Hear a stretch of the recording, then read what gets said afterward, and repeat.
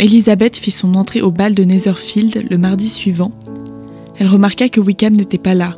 Il avait dû partir pour Londres la veille et il n'était point encore de retour. Monsieur Collins demanda à Elizabeth de lui réserver les 2 premières danses. Ce fut pour elle un intolérable supplice. Monsieur Collins, se répandant en excuses au lieu de faire attention, dansant à contretemps sans même s'en apercevoir, donna à sa cousine toute la mortification qu'un mauvais cavalier peut infliger à sa danseuse. Elizabeth, en retrouvant sa liberté, éprouva un soulagement indicible. Elle venait de reprendre sa conversation avec Charlotte Lucas lorsque M. Darcy s'approcha et sollicita l'honneur d'être son cavalier.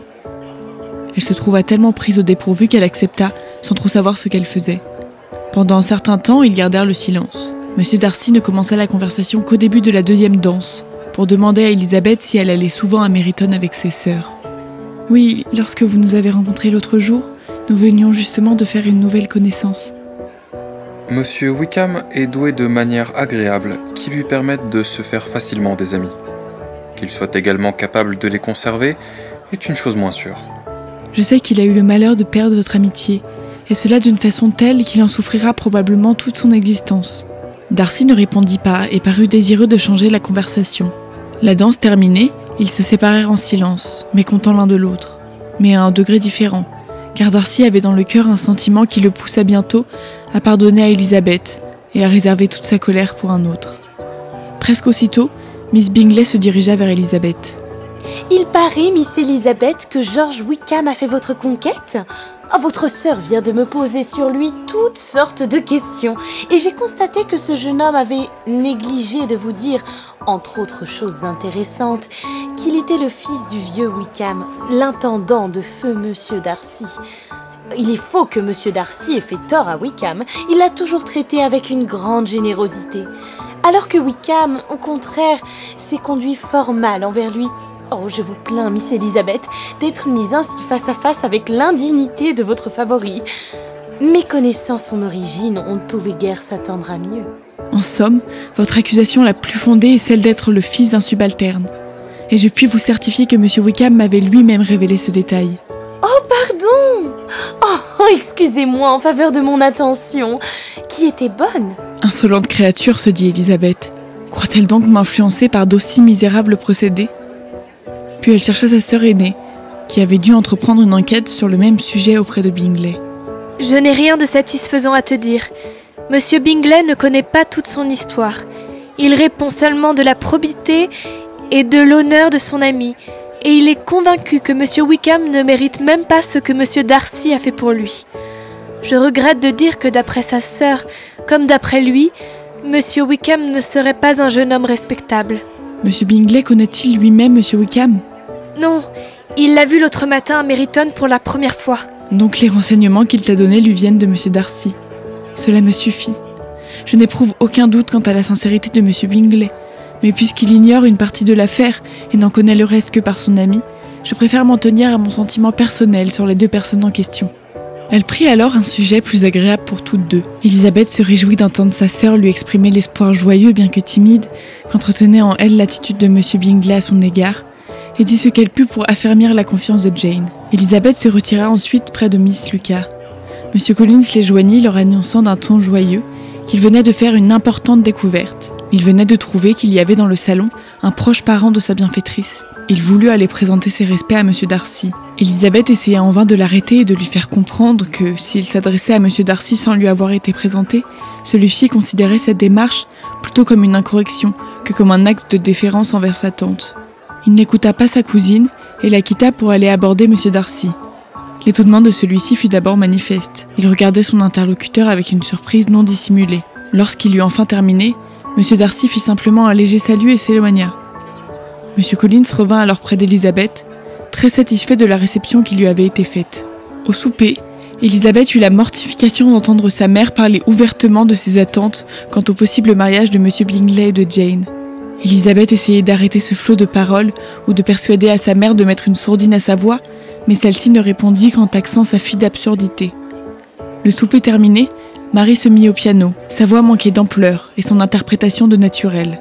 Son père finit par l'arrêter. Il semblait à Elisabeth que si sa famille avait pris tâche ce soir-là de se rendre ridicule, elle n'aurait pu le faire avec plus de succès. Le reste de la soirée offrit peu d'agréments à Elisabeth, agacée par la présence continuelle de M. Collins à ses côtés. Elle dut son unique soulagement à Miss Lucas, qui en se joignant à leur conversation, détourna sur elle-même une partie des discours de M. Collins. Les habitants de Longbourn furent des derniers à prendre congé. Quand ils se levèrent pour partir, Madame Bennet exprima d'une manière pressante son désir de voir bientôt tous ses hôtes à Longbourn, et s'adressa particulièrement à M. Bingley pour l'assurer du plaisir qu'il leur ferait, en venant n'importe quel jour sans invitation, partager leur repas de famille. Avec plaisir et reconnaissance, M. Bingley promit de saisir la première occasion d'aller lui faire visite après son retour de Londres, où il devait se rendre le lendemain même pour un bref séjour. Madame Bennet était pleinement satisfaite. Elle quitta ses hôtes avec l'agréable persuasion qu'elle pourrait espérer voir sa fille installée à Netherfield dans un délai de 3 ou 4 mois. Le lendemain, M. Collins fit sa déclaration. Trouvant Madame Bennet en compagnie d'Elisabeth et de Kitty, il lui parla ainsi. « Puis-je, madame, solliciter votre bienveillant appui pour obtenir de votre fille, Elisabeth, un entretien particulier dans le cours de la matinée ?» Mais je crois bien. Je suis sûre qu'Elisabeth ne demande pas mieux. Venez, Kitty, j'ai besoin de vous au premier. Ma mère, ne sortez pas, je vous en prie. Monsieur Collins m'excusera, mais il n'a certainement rien à me dire que tout le monde ne puisse entendre. Non, Lizzie. Quelle est cette sottise? Je désire que vous restiez. Lizzie, j'insiste pour que vous restiez et que vous écoutiez ce que Monsieur Collins veut vous dire. Croyez-moi, chère Miss Elisabeth, votre modestie, loin de vous nuire, ajouterait plutôt à vos autres perfections. Vous seriez moins aimable à mes yeux sans cette petite réticence. Il vous est difficilement possible de douter de l'objet de mon discours. Mes attentions ont été trop claires pour prêter à confusion. Presque aussitôt que j'ai mis le pied dans cette maison, c'est vous que j'ai choisi pour être la compagne de ma vie. Cependant, avant que m'égarent les sentiments que ce sujet m'inspire, peut-être est-il préférable que je vous expose les raisons qui m'ont poussé à venir avec l'intention d'y trouver une épouse, intention ferme et délibérée. Les raisons que j'ai de me marier sont: primo, je considère qu'il est du devoir de tout pasteur de donner le bon exemple à sa paroisse en fondant un foyer. Secondo, que cela ajoutera beaucoup, j'en suis convaincu, à mon bonheur. Et tertio, j'aurais peut-être dû commencer par là, je répondrai ainsi au désir exprimé par la très noble dame que j'ai l'honneur d'appeler ma protectrice. Tels sont les motifs qui me poussent au mariage. De plus, devenant héritier de ce domaine à la mort de votre honorable père, qui, je l'espère, ne se produira pas d'ici de longues années, je ne pourrais être complètement satisfait si je ne choisissais une de ses filles afin de diminuer autant que possible le tort que je leur causerai lorsque arrivera le douloureux événement. Dieu veuille que ce soit le plus tard possible. Maintenant, il ne me reste plus qu'à vous exprimer en termes ardents toute la force de mes sentiments. La question de fortune me laisse indifférent. Je garderai le silence le plus absolu sur ce chapitre et vous pouvez être sûr que jamais vous n'entendrez sortir de ma bouche un reproche dénué de générosité lorsque nous serons mariés. Vous allez trop vite, monsieur. Vous oubliez que je ne vous ai pas encore répondu. Laissez-moi le faire sans plus tarder. Je suis très sensible à l'honneur que vous me faites par cette proposition et je vous en remercie, mais impossible de faire autre chose que de la décliner. Je sais depuis longtemps qu'il est d'usage parmi les filles de repousser celui qu'elles ont au fond l'intention d'épouser lorsqu'il se déclare pour la première fois et qu'il leur arrive de renouveler ce refus une seconde fois et même une troisième fois. C'est pourquoi votre réponse ne peut me décourager et je garde l'espoir de pouvoir vous conduire à l'hôtel. En vérité, monsieur, cette confiance est plutôt extraordinaire après ce que je viens de vous déclarer. Je vous affirme que je suis point de ces jeunes filles assez imprudentes pour jouer leur bonheur sur la chance de se voir demander une seconde fois. Mon refus est des plus sincères. Vous ne pourriez pas me rendre heureux et je suis la dernière femme qui pourrait faire votre bonheur. Bien plus, si votre amie Lady Catherine me connaissait, je suis sûre qu'elle me trouverait fort mal qualifiée pour la situation que vous me proposez. Si j'étais sûr que ce fût l'opinion de Lady Catherine, mais je ne puis imaginer sa grâce vous regardant d'un œil défavorable, et soyez certaine que, lorsque je la reverrai, je lui vanterai avec chaleur votre modestie, votre esprit d'ordre et vos autres aimables qualités. Monsieur Collins, il sera sans utilité aucune d'entreprendre mon éloge. Je souhaite vous voir heureux et riche, et en vous refusant ma main, je contribue à la réalisation de ce vœu. Si vous considérez tout ce que je viens de vous dire comme un encouragement, je me demande en quels termes il me faut exprimer mon refus pour vous convaincre que c'en est un. Laissez-moi croire, ma chère cousine, que ce refus n'est qu'une simple formalité. Il ne me semble pas que je sois indigne de vous, ni que l'établissement que je vous offre ne soit pas pour vous des plus enviables. En outre, vous devriez considérer qu'en dépit de tous vos attraits, vous n'êtes nullement certaine de recevoir une autre demande en mariage. Votre dot est malheureusement si modeste qu'elle doit inévitablement contrebalancer l'effet de votre charme et de vos qualités. Force m'est donc de conclure que votre refus n'est pas sérieux, et je préfère l'attribuer au désir d'exciter ma tendresse en la tenant en suspens, suivant l'élégante coutume des femmes du monde. Je vous garantis, monsieur, que je ne prétends aucunement à la sorte de raffinement qui consiste à tourmenter un homme respectable. Je vous remercie 1000 fois de votre proposition, mais il m'est impossible de l'accepter. Mes sentiments me l'interdisent absolument. Vous êtes vraiment délicieuse, quoi que vous fassiez. Et je suis persuadé que ma demande, une fois sanctionnée par la volonté expresse de vos excellents parents, ne manquera pas de vous paraître acceptable. Devant cette invincible persistance à vouloir s'abuser, Elisabeth abandonna la partie et se retira en silence. Madame Bennet, qui rôdait dans le vestibule en attendant la fin de l'entretien, se précipita dans la bibliothèque où se trouvait son mari. « Ah, Monsieur Bennet, j'ai besoin de vous tout de suite. Venez vite obliger Lizzie à accepter Monsieur Collins. Elle jure ses grands dieux qu'elle ne veut pas de lui. Si vous ne vous hâtez pas, il va changer d'avis. Et c'est lui qui ne voudra plus d'elle. Parlez à Lizzie, dites-lui que vous tenez à ce mariage. » Faites-la appeler, je vais lui dire ce que j'en pense. Madame Bennet sonna et donna l'ordre d'avertir Miss Elisabeth qu'on la demandait dans la bibliothèque. Je vous ai envoyé chercher pour une affaire d'importance. Monsieur Collins, me dit-on, vous aurez demandé en mariage, est-ce exact ? Très exact. Vous avez repoussé cette demande. Oui, mon père. Fort bien. Votre mère insiste pour que vous l'acceptiez, c'est bien cela, Madame Bennet ? Oui, ou je ne la reverrai de ma vie. Tu es donc placée devant un fâcheux dilemme, Elisabeth. De ce jour, tu devras être étrangère pour l'un ou l'autre de tes parents.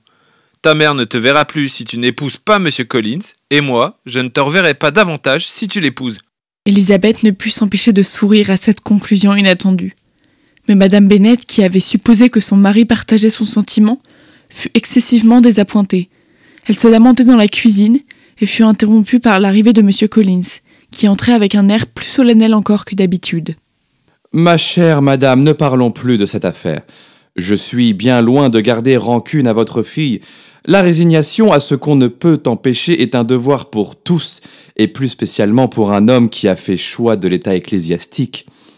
Ce devoir, je m'y soumets d'autant plus aisément qu'un doute m'est venu sur le bonheur qui m'attendait si ma belle cousine m'avait fait l'honneur de m'accorder sa main. J'espère que vous ne considérerez pas comme un manque de respect envers vous que je retire mes prétentions aux bonnes grâces de votre fille sans vous avoir sollicité, vous et Monsieur Bennet, d'user de votre autorité en ma faveur. J'avais les meilleures intentions. Mon unique objet était de m'assurer une compagne aimable, tout en servant les intérêts de votre famille. Cependant, si vous voyez dans ma conduite quelque chose de répréhensible, je suis tout prêt à m'en excuser. » La discussion provoquée par la demande de Monsieur Collins était maintenant close. Elisabeth en gardait seulement un souvenir pénible et devait encore supporter de temps en temps les aigres allusions de sa mère. Quant au soupirant malheureux, c'est à peine s'il s'adressait à Elisabeth, et les attentions dont il la comblait auparavant se reportèrent sur Miss Lucas, dont la complaisance à écouter ses discours fut un soulagement pour tout le monde, et en particulier pour Elisabeth. Après le déjeuner, les jeunes filles se rendirent à Meryton pour savoir si M. Wickham était de retour.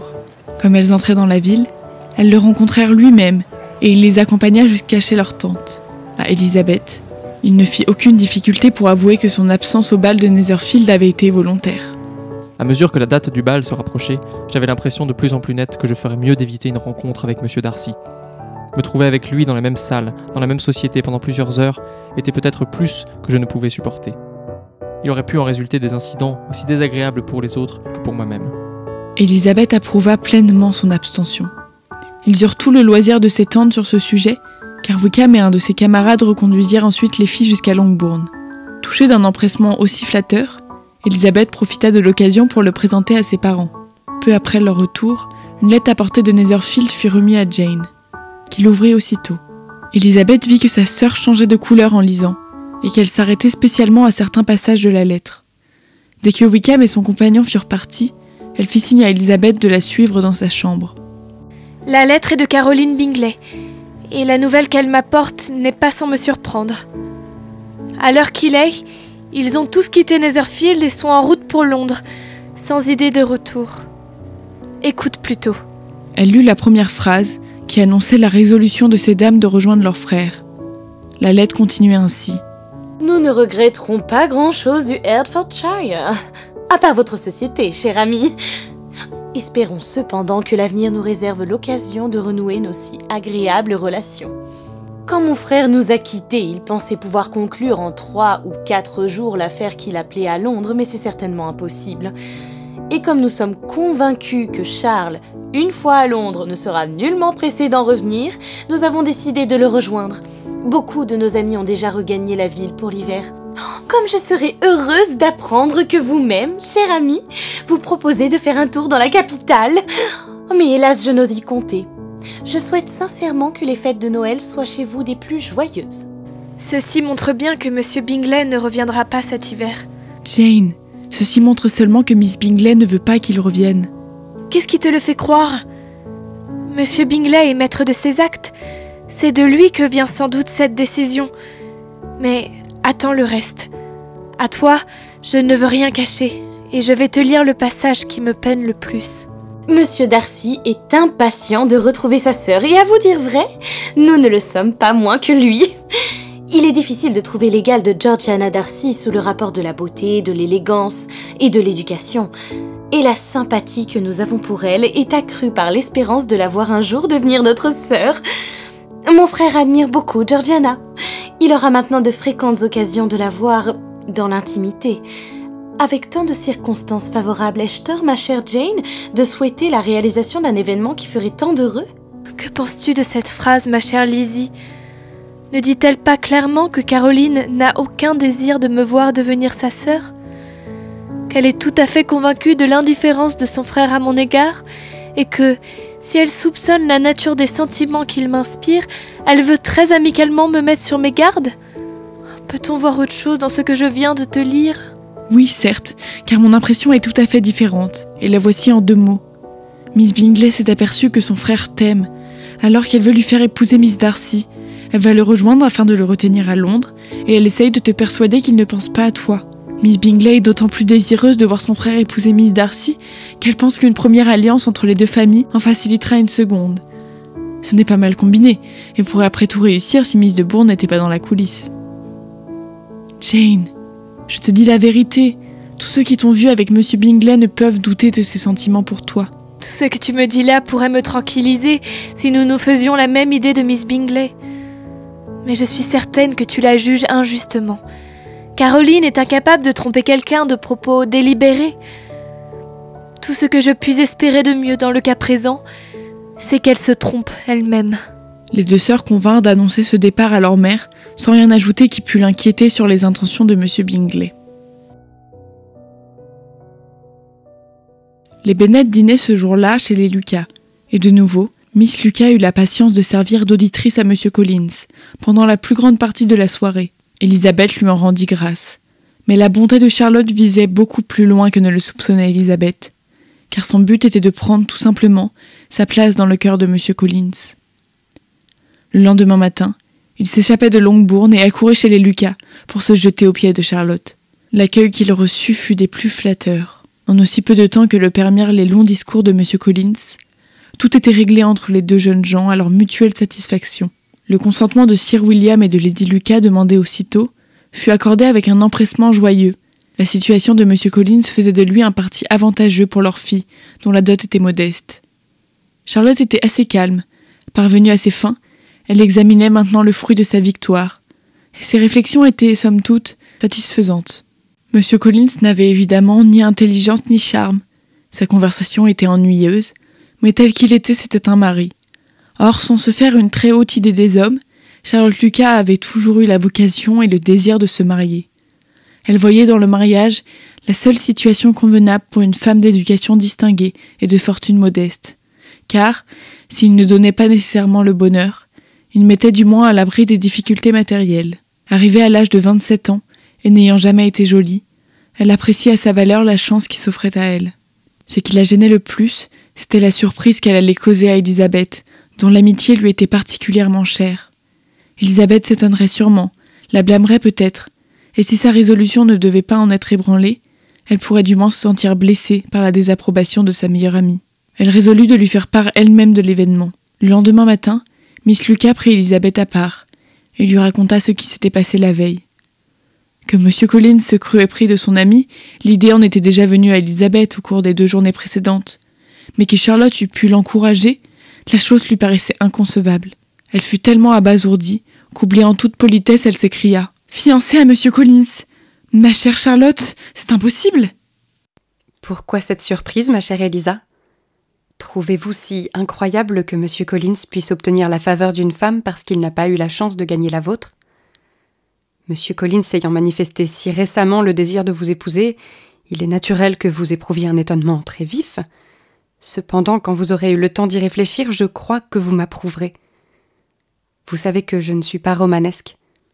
Un foyer confortable est tout ce que je désire. Or, en considérant l'honorabilité de M. Collins, ses relations, sa situation sociale, je suis convaincue d'avoir en l'épousant des chances de bonheur que tout le monde ne trouve pas dans le mariage. Sans aucun doute.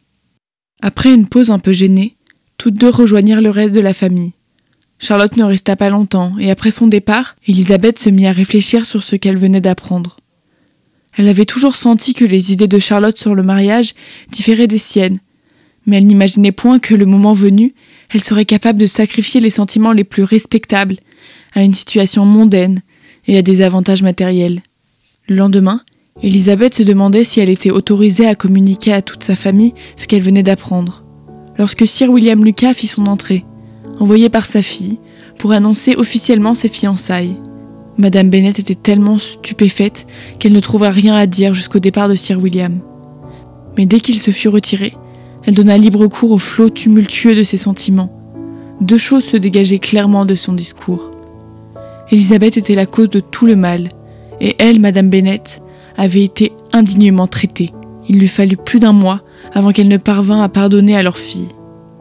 Entre Elisabeth et Charlotte, une gêne subsistait qui les empêchait toutes deux d'aborder ce chapitre. Elisabeth sentait bien qu'il ne pouvait plus y avoir entre elles la même confiance. Madame Bennet était vraiment à plaindre. La moindre allusion au mariage de M. Collins la mettait hors d'elle, et partout où elle allait, elle était sûre d'en entendre parler. La vue de Miss Lucas lui était odieuse. Elle ne pouvait, sans horreur, penser qu'elle lui succéderait à Longbourn.